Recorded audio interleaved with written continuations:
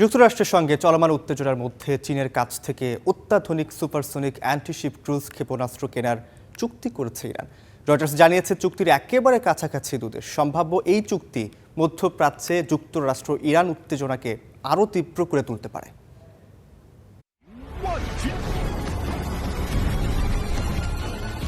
চীনের supersonic antiship cruise ক্ষেপণাস্ত্র CM-302 উড়তে সক্ষম, শব্দের চেয়েও দ্রুত গতিতে, আর আঘাত হানতে পারে প্রায় 290 কিলোমিটারের লক্ষ্যবস্তুকে।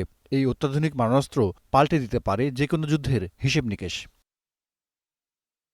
চীনের কাছ থেকে এই সুপারসনিক অ্যান্টিশিপ ক্রুজ ক্ষেপণাস্ত্র কেনার পথে ইরান। দেশটির কূটনৈতিক ও সামরিক সূত্রের বরাত দিয়ে এ খবর দিয়েছে বার্তা সংস্থা রয়টার্স। কেনার বিষয়টিও প্রায় চূড়ান্ত পর্যায়ে। শুধু তাই নয়, চুক্তি সইয়ের প্রস্তুতিও প্রায় সম্পন্ন।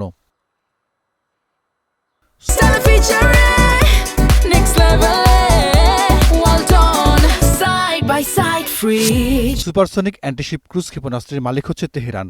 এই খবর এমন এক সময় এলো যখন যুক্তরাষ্ট্রের একাধিক বিমানবাহী রণতরী মধ্যপ্রাচ্যের নিকটবর্তী জলসীমায়। ইরানে হামলার প্রস্তুতি সেরে রেখেছে তারা, অপেক্ষা করছে হুকুমের। সামরিক বিশ্লেষকদের মতে CM-302 ক্ষেপণাস্ত্র যুদ্ধজাহাজ, বিশেষ করে বিমানবাহী রণতরীর জন্য বড় ধরনের হুমকি হয়ে উঠতে পারে, কারণ এগুলো সমুদ্রপৃষ্ঠের খুব নিচ দিয়ে উড়ে শত্রু জাহাজের রাডার ও ক্ষেপণাস্ত্র প্রতিরক্ষাকে ফাঁকি দিতে পারে। ইরান যদি এই ধরনের সুপারসনিক ক্ষেপণাস্ত্র হাতে পায়, তবে উপসাগরীয় জলসীমায় সামরিক শক্তির সমীকরণে উল্লেখযোগ্য পরিবর্তন আসতে পারে। বিশেষ করে পারস্য উপসাগর ও হরমুজ প্রণালীর মতো কৌশলগত জলপথে সামরিক হিসেব নিকেশ জটিল করে তুলবে। ইরান যদি জাহাজে হামলার জন্য সুপারসনিক সক্ষমতা অর্জন করে, তাহলে সেটি হবে পুরো পরিস্থিতির উপর একটি বড় পরিবর্তনের ইঙ্গিত। এই ধরনের ক্ষেপণাস্ত্র প্রতিহত করা অত্যন্ত কঠিন।